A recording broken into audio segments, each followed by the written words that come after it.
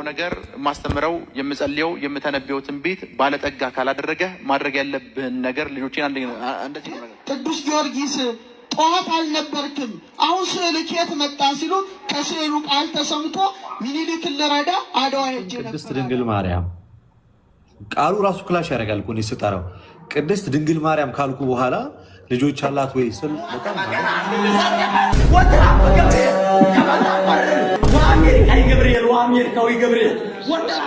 ከመባጽዮን ጋር ለአንድ ሰዓት ያክል ከንፈር ለከንፈር እንደተሳሳመ ይናገራል።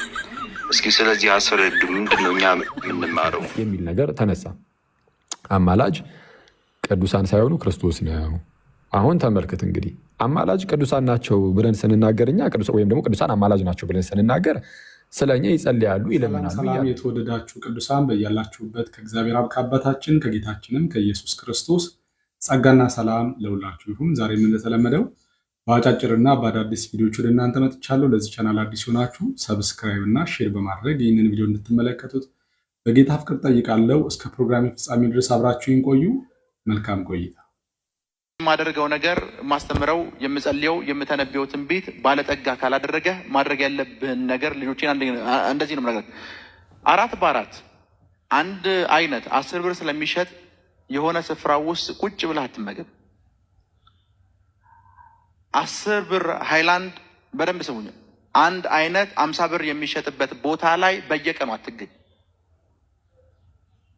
አንድ አይነት 50 ብር የሚሸጥበት ቤት በየቀኑ ከምትገኝ ብዙ ባለጠጎች የሚገኙበት ቤት ላይ ሃይላንድ 50 ብር ገዝተህ ብትቀመጥ ነው የሚሻለው። ከኔ ጋር ናቸው አይደል? ለዛ የኔ ልጆች ስመክራቸው ቦሌ እንደዚህ የሚባል ሆቴል ሃይላንድ ለምን ገዝተህ ውሃ ገዝተህ ቁጭ ብትል ይሻላል እምላቸው። የሆነ ስፍራ ሄደህ ቁርጥ በልተህ ከምትመጣ ያው ይገባቸዋል። ቢኮዝ ስፍራ የቀየርክ ሰዓት እዛ ድንገት አንድ ቁጭ ብለህ እኮ ነው ቤቱ 300 ሚሊዮን ብር የሚያወጣው የሚል ወሬ እንኳን ይቀይራል። ፕሮስፐር ያደረጉ ማይንድ ያላቸው ሰዎች ገንዘብ ጌታ አይሆንባቸው፣ አገልጋያቸው እንደሆነ ነው የሚያስቡት። ፖቨርቲ ማይንድ ያለባቸው ሰዎች ግን ገንዘብ ጌታቸው ስለሆነ ገና ለገና እጃቸው የገባ ሰዓት ስለሚቀጥሉ 10 ዓመት ነው የሚያስቡት። ቢኮዝ ጌታቸውን እንዴት ማቆየት እንዳለባቸው ነው የሚያስቡት። ይህንን ትምህርት እንግዲህ ሰምታችሁታል። ሚራክል ተካ የሚባል አገልጋይ ነው ይህንን የተናገረ ያለው። አስታውሳላችሁ የሐዋርያት ሥራ መጽሐፍ ምዕራፍ 6 እና 7 ላይ በማዕድ ዙሪያ አንዳንድ ዲያስፖራ አይሁዶችን በምግብ የሚነፍጉ ወይም ደግሞ ምግብ የሚከለክሉ ወይም ደግሞ በምግብ የሚያዳሉ አስተናጋጆች ነበሩ እና ቅሬታቸውን ሲያቀርቡ ጴጥሮስ ምንድን ነው ያለው? እኛ ጸሎትንና የእግዚአብሔርን ቃል ትተን ማዕድን እናገለግል ዘንድ አይገባም። ስለዚህ ለዚህ ነገር የእግዚአብሔር መንፈስ ያለባቸውን 7 ሰዎች ምረጡ ብሎ ሌሎች ሰዎችን መርጦ ማዕድን እንዲያገለግሉ ሲያደርግ እናያለን። ምክንያቱም እኛ ግን ለቃሉና ለጸሎቱ እንተጋለን ያለ። የዘመኑ አገልጋዮች ደግሞ በተቃራኒው ማዕድን ሲያገለግሉ የሚበላ ነገር ስለሚጠጣ ባለጸጋ ስለመሆን ብዙ ገንዘብ ስለማግኘት ነው ተጨንቀው በወንጌል አገልግሎት የተሰማሩት ማለት ነው። እንግዲህ ሸክሙ ካላቸው እሱ ራሳቸውን ለማበልጸግ ነው እንጂ ሰዎችን ለማበልጸግ አስበው አያውቁም። ሁልጊዜም በአገልግሎታቸው ላይ እነኚህ የፕሮስፔሪቲ ወንጌል ሰባኪዎች ብዙ ነገሩን ስትፈትሹት ህዝቡን የሚያበለጽግ አይደለም። ህዝቡን በእርግጥ ያሟሙቀዋል፣ ልክ እንደ ሞቲቬሽናል ስፒከር ከፍ ያደርጉታል፣ ሰማይ ይወስዱታል በሐሳብ። ነገር ግን እውነታው በህይወታቸው ምንም የሚሆን ነገር ስለሌለ በነጋታ ወይም ደግሞ ከቸርች ሲወጡ ውስጣቸው ሲቀዘቅዝ ሲበርድ ታያላችሁ። ምክንያቱም ዝም ብሎ መጮህ ስለሆነ ትርፍ የለውም። ልክ እንደዚህ ነው እንግዲህ በግልጽ ወንድማችን ሲናገር ምን አለ? የምሰብከው ስብከት፣ የማስተምረው ትምህርት፣ የምተነብየው ትንቢት፣ የምጸልየው ጸሎት እናንተን ባለጸጋ ካላደረጋችሁ ምን ጥቅም አለው? አላያችሁ? ጸሎቱ፣ ትንቢቱ፣ ስብከቱና ትምህርቱ ወይም ደግሞ የሚያደርጋቸው ስርዓቶቹ ጳውሎስ እንደሚለው የእግዚአብሔር ልጅ በማወቅና በማመን ወደሚገኝ አንድነት ሙሉ ሰው ወደ መሆን የእግዚአብሔር አካል ሕንጻ ፍጹማን ወደ መሆን እንድታድጉ እንዳለው አይደለም። እነኚህ ሰዎች ሁልጊዜም ህዝብን የሚያገለግሉት እንደሚሉት ከሆነ ህዝብን ለማበልጸግ ነው ይላሉ። የፕሮስፔሪቲ ወንጌል ምዕመኑን እናበለጸጋለን የሚል ከንቱ ፕሮፓጋንዳ ነው። ነገር ግን ምንም አይነት ህዝብን ሲያበለጽጉ ህዝቡን ከድህነት ነፃ ሲያወጡ አላየንም። ራሳቸው ግን ብዙ መኪና ይቀያይራሉ፣ ብዙ ቤቶች አሏቸው፣ ብዙ ህንፃ አላቸው፣ ብዙ ገንዘብ በአካውንታቸው አለ። ስለዚህ እንደዚህ አይነት ወንጌል ልዩ ወንጌል ወይም ደግሞ የተረገመ ወንጌል ነው፣ ርጉም የሆነ ወንጌል ነው ማለት ነው። ስለዚህ ማለት ሰው በአቅሙ ነው የሚኖረው፣ እንዳለው መጠን ነው የሚኖረው። በመጠን መኖርን ደግሞ መጽሐፍ ቅዱስም ያስተምረናል። አመጣጥነን መኖር፣ የገቢያችንን ያማከለ ህይወት፣ ኑሯችንን ያማከለ ወጪ ልናደርግ ግድ ነው አይደለ? ግን እዚህ ጋር ምንድነው እየመከራቸው ያለው? ትንንሽ ቤት አትግቡ፣ በ50 ብር ከምትመገቡ የሆነ ለንግግር ያምራል ማለት ያነቃቃል። እንደዚህ አይነት ትምህርት ውስጥ እኔም ነበርኩበት። የፕሮስፔሪቲ ወንጌል ፌዝ ሙቭመንት እንቅስቃሴ ውስጥ ይህ በስፋት የሚሰበክ ወንጌል ነው። ነገር ግን ምንም በህይወታችን ላይ የሚያመጣው ለውጥ የለም። ይህ ለወንበዴ፣ ለቀማኛ፣ ለሐሰተኛ አገልጋዮች ብቻ የተመቻቸ ትምህርት ነው። ስለዚህ ወንጌል አገልግሎት፣ ስብከትም ሆነ ጸሎት፣ ትምህርት ሰውን ለማበልጸግ ሰውን ከድህነት ለማውጣት ሳይሆን ከጨለማ ወደ ብርሃን፣ ከሞት ወደ ህይወት፣ ከአሮጌው አዳም ወደ አዲሱ አዳም፣ ከምድር ወደ ሰማይ የሚያስገባ ነው። ስለዚህ እባካችሁ ልዩ ወንጌል አትስበኩ። ቅዱሳነትና ወንድሞቻችን ንቁ። ይሄ ጥሩ ነው፣ ከድህነት መውጣት ጥሩ ነው። ወንጌልን ግን ከዚህ ነገር ጋር ማገናኘት ተገቢ አይደለም። ሰው ከሰራ ይለወጣል።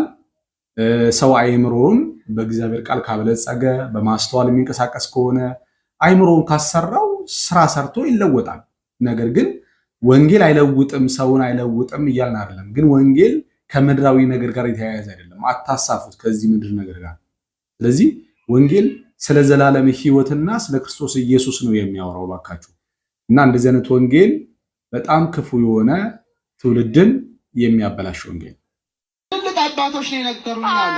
ዲማ ትልቅ የቅዱስ ጊዮርጊስ ስዕል ነበረ እና በአድዋ ጦርነት ጊዜ ስዕሉ ጠፋ። ጠዋት ማለት ነው የለም ስዕሉ እና አቃቢቷ ሲያዩት የቅዱስ ጊዮርጊስ ስዕል የለም። ግን የቅዱስ ጊዮርጊስ ስዕልን ማን ሰረቀው? የካቲት 23 እኮ ነው።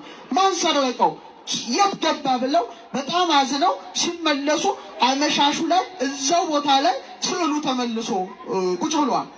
ደንግጠው መነኩሲቷ ግን ቅዱስ ጊዮርጊስ ጠዋት አልነበርክም፣ አሁን ስዕል ከየት መጣ ሲሉ ከስዕሉ ቃል ተሰምቶ ሚኒሊክን ልረዳ አድዋ ሄጄ ነበር አላሉ። በጣም ትልቅ አባት ነው የነገሩ። ተረቴን መልሱ፣ አፌን በዳቦ አብሱ አለ ሮዳስ። እንግዲህ ይህንን የሚያህል ትልቅ ሰው በኦርቶዶክስ ቤተክርስቲያን ውስጥ እጅግ የተከበረ የተማረ ተብለው ከሚታሰቡ ምሁር ናቸው ተብለው ከሚታሰቡ ሰዎች ሰርታ ነው የሚመደበው ሮዳስ። ነገር ግን አሁን እያወራ ያለው የህፃን ልጅ የ6 ዓመትና የ7 ዓመት ህፃን ልጅ የሚያወሩት ተረት ነው እያወራንና እየነገረን ያለው ማለት ነው። ይሄ የአእምሮ እድገት መቀጨጭ ወይም ደግሞ የአእምሮ እድገት ውስንነት የሚታይበት ሰው ካልሆነ በስተቀር ይህንን ነገር በህዝብ ፊት ቆሞ መድረክ ላይ ቆሞ ልክ እንደ ተአምር ማውራት በራሱ ያሳፍራል። በእውነት ያሳፍራል። እናንተ ራሱ ስትሰሙ አልደነግጣችሁም? ከሚያወራው ሰው አንጻር የሚያወራው ነገር በጣም እጅግ የሚያስቅ ነገር ነው እና ከእንደዚህ አይነት ተረት ውጡ ነው እያልን ያለ ነው። ኦርቶዶክሳውያን ማስተዋል ይስጥልን እንግዲህ ለህዝባችን። እመቤታችን ቅድስት ድንግል ማርያም ቃሉ ራሱ ክላሽ ያደርጋል እኮ እኔ ስጠራው ቅድስት ድንግል ማርያም ካልኩ በኋላ ልጆች አላት ወይ ስል በጣም ማለት እኔ እንዴት እንዳመጣችሁት አላውቅም፣ እንዴት እንደዚህ እንደሆናችሁ። ልጆች አሏት ብለህ ታምናለህ? በስጋ ከጌታ ከኢየሱስ ክርስቶስ ውጭ? እንግዲህ መጽሐፍ ቅዱስ የሚለውን ያነበብኩትኝን ልጆች እንዳሏት የሚናገር የመጽሐፍ ቅዱስ ክፍል ስላለ ቢኖራትም ችግር አይደለም፣ ባይኖራትም ችግር አይደለም። እንደኔ ያው ልጅ ቢኖራትም የትኛውን ነው እንደ እምነት አድርገህ ያዝከው? እኔ ልጅ አላት የሚል አለ። ቦርና ግን የትኛውን ነው እንደ እምነት አድርገህ ያዝከው? ነው እንዳላት። እኔ አሁን መጽሐፍ ቅዱስ እንደሚለው አሉ ብለው ያሉት የገሊላ ሰዎች መስክረዋል። የመሰከሩትን አሁን በግልጽ ነገርን በቀጥታ በእናትህ ነገር አታርዝም። እስኪ የመሰከሩትን አላት ብዬ ነው እኮ። አላት ነው የላትም ነው? አላት። 10 ደቂቃ ለዚህ ከፈጀ እዮብ አቀጥሉሽ። የገሊላ ሰዎች ብለዋታል እያለ ነውና የቱ ጋር ነው የገሊላ ሰዎች አሏት? የማርያም ልጆች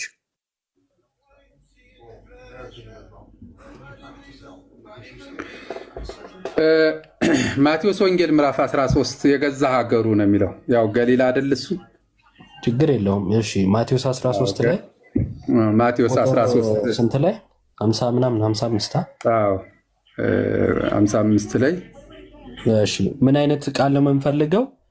የገሊላ ሰዎች ማርያም ልጆች አሏት ብለዋል ስላልከን እስቲ የማርያም ልጆች ያሉበትን እንፈልግ። ይህ አንብብ ከፍቼዋለሁ። ማንበብ ከፈለክ አንብብ። እሺ ቁጥር 55 ጀምሬ ላይ ላንብበው። ከ54 ጀምሬ ላንብበው። ኢየሱስም እነዚህ ምሳሌዎች ከጨረሰ በኋላ ከዚያ ሄደ። ወደ ገዛ ሀገሩም መጥቶ እስኪገረሙ ድረስ በምኩራባቸው ያስተምራቸው ነበር። እንዲህም አሉ፣ ይህንን ጥበብና ተአምራት ይህ ከወዴት አገኘው? ይህ የጸራቢው ልጅ። አንደኛ አባቱን ይገልጻሉ። የጸራቢው ልጅ አይደለምን? እናቱስ ማርያም ትባል የለምን? 2 ወንድሞቹስ ያዕቆብ፣ ዮሳ፣ ስምዖን፣ ይሁዳ አይደሉምን? እህቶቹስ ሁሉ በእኛ ዘንድ ያሉ አይደሉምን? እንኪያስ ይህ ሁሉ ከወዴት አገኘው? ተሰናከሉበትም። በጣም የሚገርምና የሚደንቅ ግልጽ ያለ የመጽሐፍ ቅዱስ ክፍል ነው። ከወንድሜ ከልደት ቃል ንግግር ስነሳ ድንግል ማርያም ልጅ አላት የሚለው ሀሳብ ከስም አጠራሯ ጀምሮ እኮ ክላሽ ያደርጋል፣ ይጋጫል አለ። ለምሳሌ እመቤታችን ቅድስት ድንግል ማርያም ከሚለው ስም ጋር ሳይጋጭሙ ያለ ይሄ በመጽሐፍ ቅዱስ ውስጥ የሰፈረ ስም አይደለም። እመቤታችን ቅድስት ድንግል ማርያም የሚል ስም የላትም በመጽሐፍ ቅዱስ። ማርያም ነው የሚላት። ድንግል የሚለውም በመጀመሪያ ድንግል እነሆ ድንግል ትጸንሳለች፣ ወንድ ልጅንም ትወልዳለች፣ ስሙንም አማኑኤል ይሉታል ተብሎ የተባለ ይፈጸም ዘንድ ይህ ሆነ የሚል የመጽሐፍ ቅዱስ ቃል ነው እንጂ ያለው። ከዛ በኋላ የኢየሱስ እናት ማርያም ተብላ ነው የምትጠራው። የዮሴፍ እጮኛ ይላታል መጽሐፍ ቅዱስ። እጮኛ ማለት ጠባቂ ነው ብለው የሚተረግሙት ከየት የመጣ ትርጓሜ እንደሆነ አላውቅም። እጮኛ ማለት ለሚስትነት የታጨች ማለት ነው እና ከዛ በኋላ እንግዲህ የበኩር ልጇን ከወለደች በኋላ ሌሎች ወንድሞችና እህቶች እንዳሉት ጌታ ኢየሱስ ክርስቶስ በመጽሐፍ ቅዱስ ላይ ግልጽ ብሎ ብሏል። በመሰረቱ እነሱ የሚያስቡት ምንድን ነው? ይሄ ልጅ ወልዳለች የሚለውን ነገር፣ አግብታለች የሚለውን ነገር እንደ ጸያፍ ነገር ይቆጥሩታል። ጋብቻ በእግዚአብሔር ዘንድ ክቡር ነው፣ መኝታውም ንጹሕ ነው ይላል። እንዲያውም የበኩር ልጇን እስክትወልድ ድረስ አላወቃትም ነው የሚለው። እስክትወልድ ድረስ የሚለውም እኮ ሀሳብ የሚያመለክተው ነገር አለና መጽሐፍ ቅዱሱ በግልጽ ነው ያስቀመጠው። ምንም የዋሸው ነገር የለም፣ ምንም የደበቀው ነገር የለም። በዚህ ጉዳይ ሼም አልያዘውም መጽሐፍ ቅዱስ። የኢየሱስ እናት ማርያም ከኢየሱስ ክርስቶስ ቀጥሎ ሌሎች ልጆች መውለዷን ለመናገር አልከበደውም። ይሄ ነገር የሚያሳፍር ነገር ነው ብሎ አልደባበቀውም፣ ግልጹን ያስቀመጠው ማለት ነው። ስለዚህ ነገር እያነሱ መናቆሩ፣ መተቻቸቱ ምንም በመንፈሳዊ ህይወታችን ላይ የሚያመጣው እድገት የለም፣ የሚጨምረው ነገር የለም። በእርግጥ ነገር ግን እውነታውን ከማመን አንጻር ግን መጽሐፍ ቅዱስ በዚህ ጉዳይ ምን ይላል ለሚለው ሀሳብ እውነታው ይሄ ነው ማለት ነው።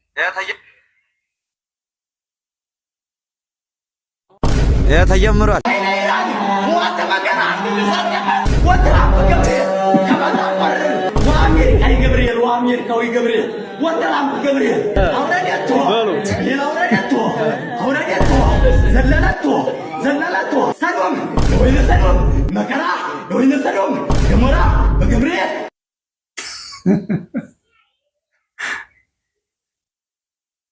ለመሳቅ ይከብዳል።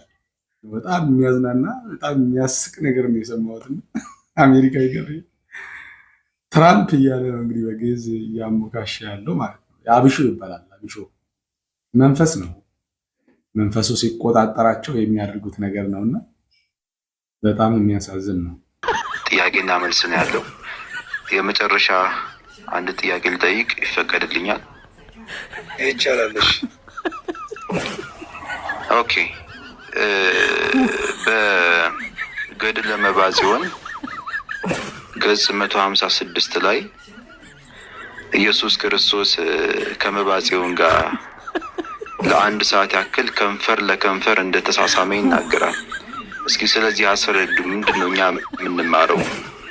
እንግዲህ መባጽዮን የተባሉ ሰውዬ ትልቅ ሰው ናቸው። ከመጽሐፉ እንደምናየው ስዕላቸው አለ እና ትልቅ ሰው ናቸው። ኢየሱስ ክርስቶስም እንደምናውቀው ያው ኢየሱስ ነው እና ለአንድ ሰዓት የሚሆን ለከንፈር እንደተሳሳመ ይናገራል። ገጽ 156 ላይ ምን ለማለት ፈልጎ ነው? ከዚህ ሳኛ የምናነብ ሰዎች ከዚህ ምን እንረዳ? ምንድን ነው የምንወስደው ትምህርት የሚለውን ነገር እስኪ እንዲያስረዱኝ ነው። አመሰግናለሁ።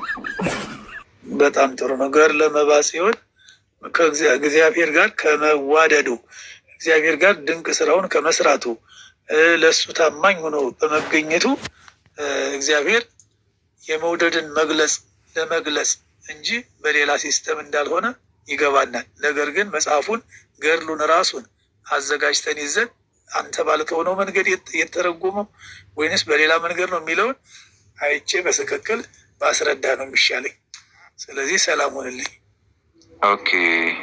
ስለዚህ ለአሁን ያለሁት መልስ ያው ከፍቅር አንጻር ነው እያሉኝ ያለሁት ከመውደድ ኢየሱስ ልጁን ከመውደድ አንጻር ነው ከንፈር ለከንፈር የሳመው እያሉኝ ነው ማለት። አሁን እኔ ለምሳሌ አሁን ከዚህ በፊትም ተመልሶልኛል። በእርግጥ አባት ልጁን ሲወድ ነው እንደዚህ የሚስመው። ጥያቄ ፈጠረብኝ። አባት ልጁን ሲወድ ለምሳሌ ኢየሱስ አምላክ ልጁን ሲወድ ወንጀሉን በመማር ነው እንጂ ከንፈሩን በመሳም እንዴት ውዴታውን ይገልጻል? ፈጣሪ ሰዎችን ሲወድ ወንጀላቸውን በመማር ነው ውዴታውን የሚያሳየው እንጂ እኔ እስከሚገባኝ ድረስ ከንፈሩን መጥቶ እዚህ ምድር ድረስ ወደዚህ ምድር በመምጣት ከሰማይ ሰማይ ወርዶ ነው የሚለው መባጽዮን ሲናገር። በቀጥታ ወደ እኔ ወረደ፣ ከዛም በኋላ ለአንድ ሰዓት ያክል ነው ከንፈሬን ሳመኝ የሚለው። ጣፈጠኝ ሁላ ይላል። ትልቅ ሰው ነው እንግዲህ መባጽዮን ማለት ነው ስዕሉ ላይ እንደምናየው። እዚህ ከዚህ አሁን አንባቢዎች ምንድን ነው የምንረዳው ነው እንዲህ ፍቅር ማለት እኔ አሁን አባቴ አሁን ለምሳሌ አሁን የወለደኝ አባቴ እኔን ከንፈሬ ለአንድ ሰዓት ቢስመኝ ምን የሚባል ፍቅር ነው ይሄ? እኮ ሌላ ነገር እኮ ነው ውስጣችን ላይ ኢማጅን የሚያደርገው። እንዴት ነው አባት ለልጁ በዚህ መልኩ ፍቅሩን የሚገልጸው?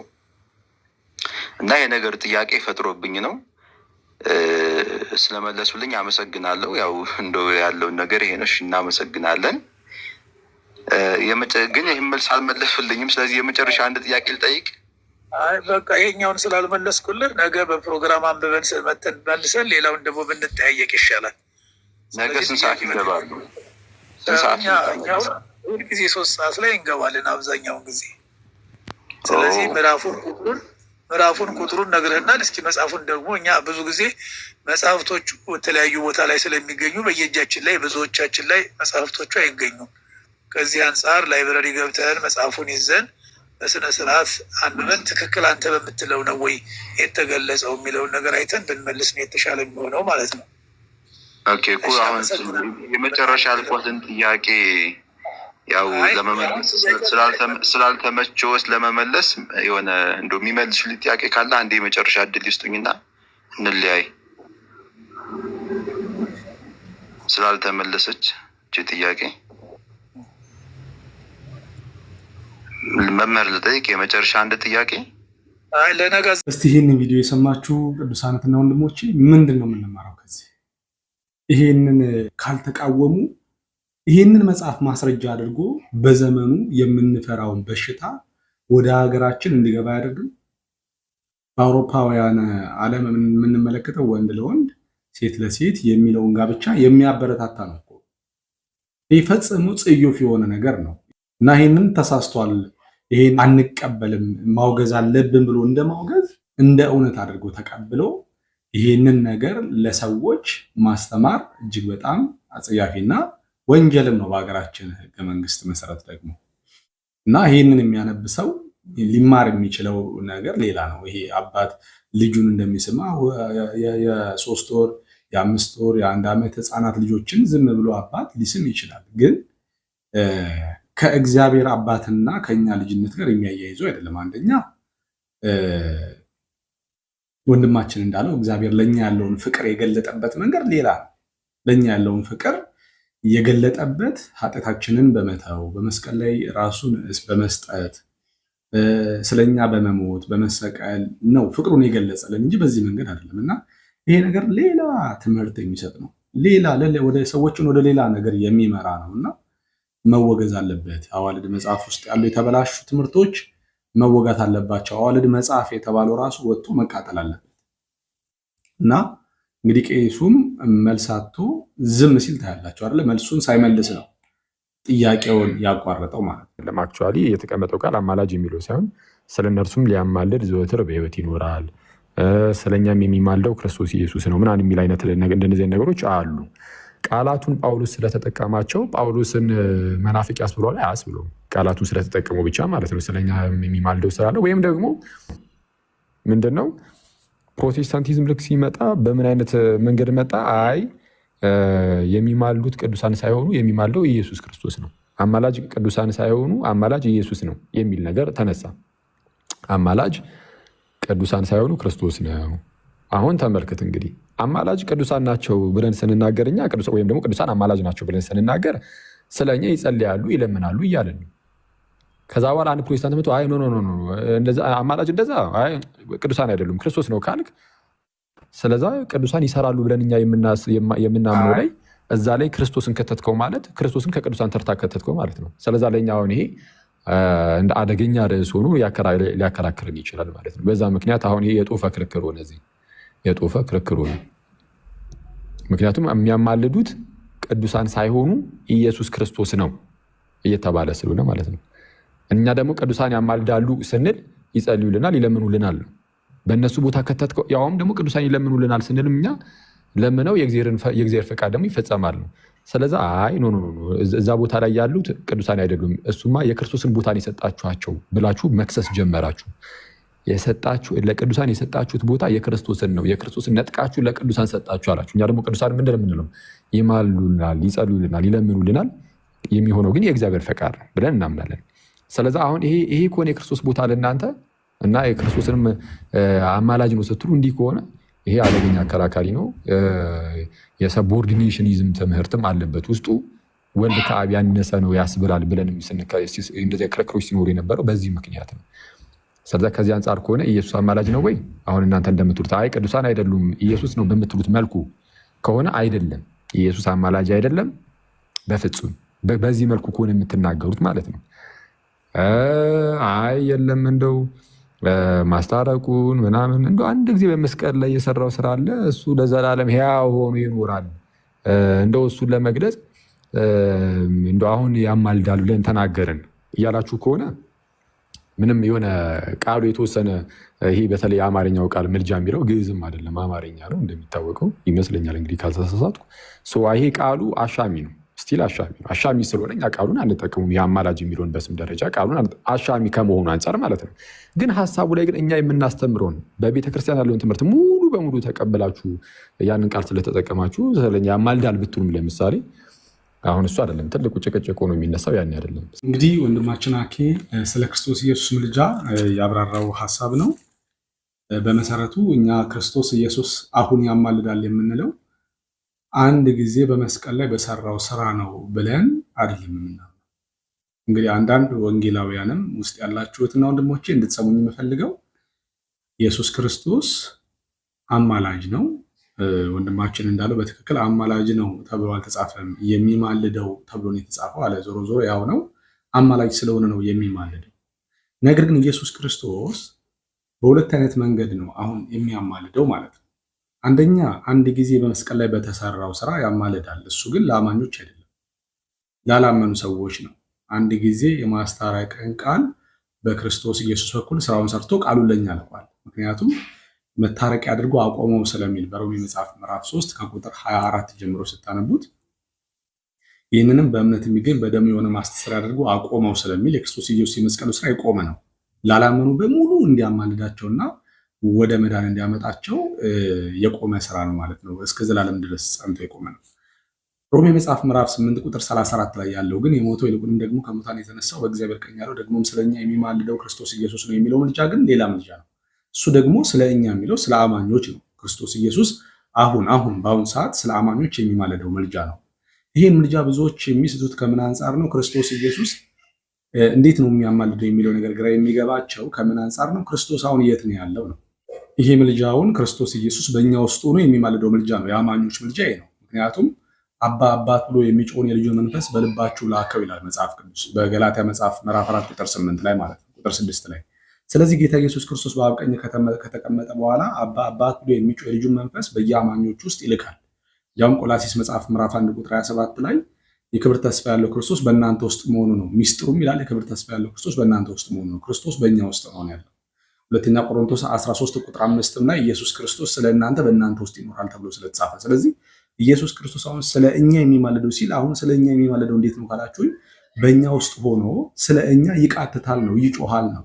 እርሱ በስጋ የኖረውን ህይወት በእኛ ስጋ ውስጥ ሆኖ ስለ እኛ በእኛ ውስጥ ሆኖ ስለ እኛ ድካም እኛን ይረዳናል፣ እኛን ያግዘናል፣ እኛን ያበረታናል ለማለት ነው እንጂ ያስታርቀናል ማለት አሁንም እኛን አማኞችን ከአብ ጋር እያስታረቀን ነው ማለት አይደለም። የክርስቶስ ኢየሱስ ምልጃ እኛ አንድ ጊዜ ተታርቀን መተናል፣ ከሞት ወደ ሕይወት ተሻግረናል። ከዚህ በኋላ እርቅ የሚባል ነገር የለም።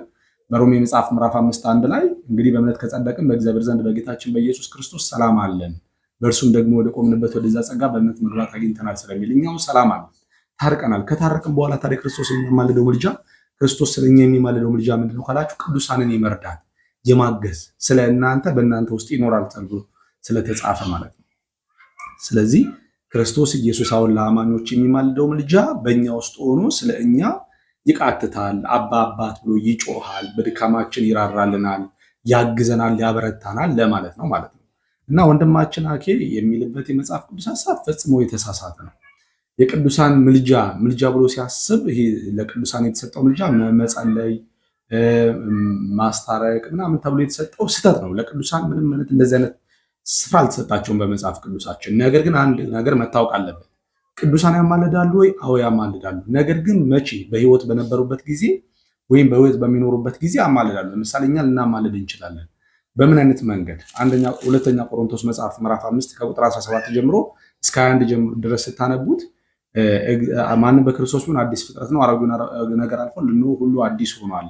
ደግሞም እግዚአብሔር ዓለሙን በክርስቶስ ሆኖ በመስቀል ላይ ከራሱ ጋር ያስታርቅ ነበር፣ ኃጢአታቸውንም አይቆጥርባቸውም ነበር። የማስታረቅንም ቃል በእኛ ያኖረ፣ እኛም ከእግዚአብሔር ጋር ታረቁ ብለን ስለ ክርስቶስ እንማልዳለን እንለምናለን ይላል። ስለዚህ እኛ የማስታረቅ ቃል ስላለን እግዚአብሔርን በክርስቶስ ሆኖ በእኛ ሆኖ ዓለሙን ከራሱ ጋር ለማስታረቅ የማስታረቅ ቃል ሰጥቶናል ማለት ነው። ስለዚህ ቅዱሳን ያማልዳሉ? አዎ ያማልዳሉ።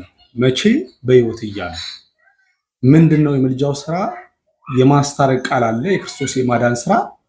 እርሱን ለሰዎች በመስበክ ለሰዎች በመናገር ያንን በመቀበል ከእግዚአብሔር ጋር እንዲታረቁ የማድረግ ስራ ነው ማለት ነው የተሰጠ እንጂ ወደ ሞተ ሰው ጸልዩ የሚል ወይ እነሱ ያማልዳሉ የሚል የመጽሐፍ ቅዱስ ማስረጃ በየትኛውም የመጽሐፍ ቅዱስ ክፍል አናገኝም። ፈጽሞ የተሳሳተ አስተምሮ ነው ማለት ነው።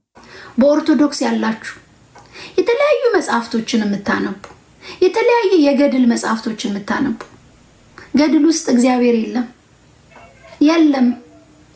ገድል ውስጥ ታሪክ ነው ያለው። እዚህ ውስጥ እግዚአብሔር አለ፣ ልጁ ኢየሱስ አለ፣ ያፈቀራችሁ አለ፣ የወደዳችሁ አለ፣ እግዚአብሔር አለ፣ እዚህ ውስጥ አለ። እግዚአብሔር ምስክሬ ነው። ይህን እያነበባችሁ ራሱን አይሰውርም። እግዚአብሔር ከቃሉ በስተጀርባ የሚሰራ አምላክ ነው። በነውጥ ውስጥ ሰላምን የሚሰጥ፣ በከበባ ውስጥ ሰላምን የሚሰጥ፣ የሚያሳርፍ፣ ጥያቄው እንዳለ ችግሩ እንዳለ ሆኖ በቃ ባላችሁበት ሁኔታ ራሱን ነው የሚሰጣችሁ። አይገርምም? እሱ እንደ ሰው አይደለም። እንጀራን ሰጥቶ ብቻ ዞር አይልም። ራሱን ነው የሚሰጣችሁ።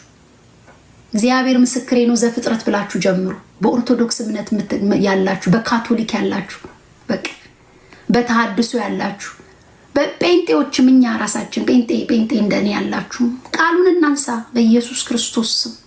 በእስልምና እምነት ተከታዮች በጌታ በኢየሱስ ክርስቶስ ስም ይህን ቃል ማንሳት ይሆንላችሁ። በዚህ ውስጥ ይናገራል። ጌታን ግግም ብዬ ነው የምናገረው። በቃ ይናገራል እግዚአብሔር። በዚህ ጭንቀት አለባችሁ፣ ሀሳብ አለባችሁ፣ ሰላም የላችሁ፣ ይህን አንሱት። በዚህ ቃል ይናገራል እግዚአብሔር። ቅርብ ቀን ነው እኔ እግዚአብሔር ዋት እያልኩኝ ነግሬያችኋለሁ። የሆነ መጽሐፍ አንብቤ ከእስልምና ወደ ክርስትና የመጣ ሰው እንግዲህ ስለምወዳችሁ ነው የምናገረው። የፈለጋችሁትን ማለት ትችላላችሁ፣ ግን በእስልምና ውስጥ ያላችሁ ሰዎች በዚህ ውስጥ እግዚአብሔርን ታገኙታላችሁ። የሰራችሁን እዚህ ውስጥ ታገኙታላችሁ። የመረጣችሁን እዚህ ውስጥ ታገኙታላችሁ።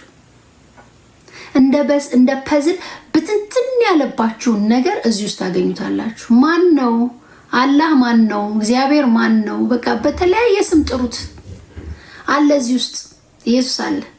ይሄ ቃል ያለበት ቤት እግዚአብሔር ይገባል። ይሄ ያለበትን ቤት እግዚአብሔር ያከብራል። ይህን የሚገልጥ ቤት እግዚአብሔር ያከብራል። ይህን ገልጦ የሚያነብሰው ቤት እግዚአብሔር። እሺ ለዛሬ ያዘጋጁላችሁ ቪዲዮ ይመስላል። በሌላ ቪዲዮ እስክንገናኝ ድረስ በያላችሁበት የጌታ ኢየሱስ ክርስቶስ ጸጋ ከሁላችሁ ጋር ይሁን። ሰላም